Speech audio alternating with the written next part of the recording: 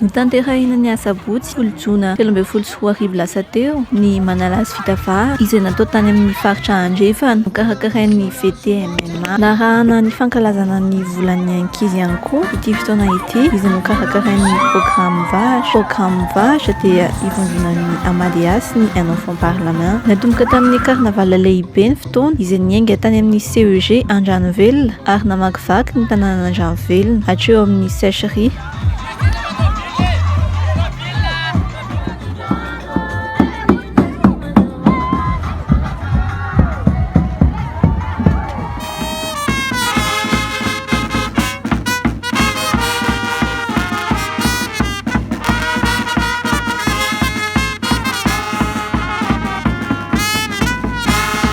Nito tamin'ny fandraisam-pitenenan'ny tompon'andraikitra maro samihafa ny fotoana ary noresahina sy nivelabelarina tamin'izany ireo zo ny ankizy.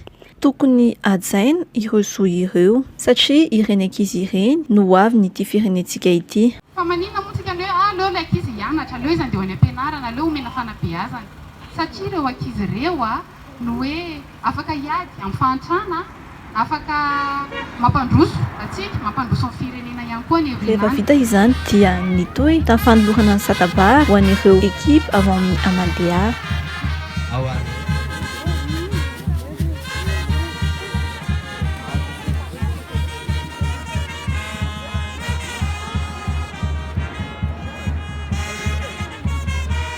Notohizana tamin'ny fandraisana anjaran'ireo ankizy avy amin'ny fokontany folo any amin'ny faritra Andrefana ny lanonana.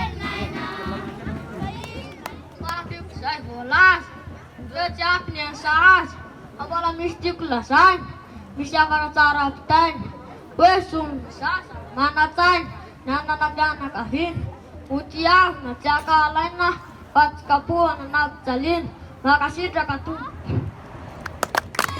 Levoana, interrogena miady amin'ny esetra. Eo ihany koa ireo jeune leader eo anivon'ny Amalia. Nifandimby ny fanehoan-javakanto teo ny vakidrazana, tononkalo sy ny maro samihafa.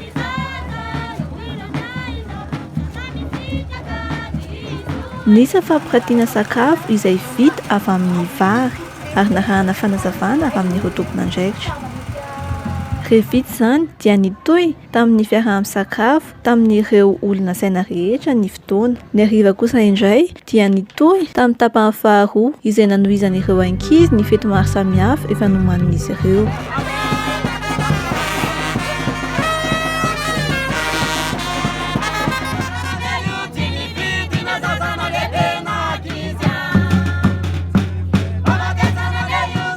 Ny farana tamin'ny soran'ireo VTMMA sy ny ray aman-dreny ny fotoana.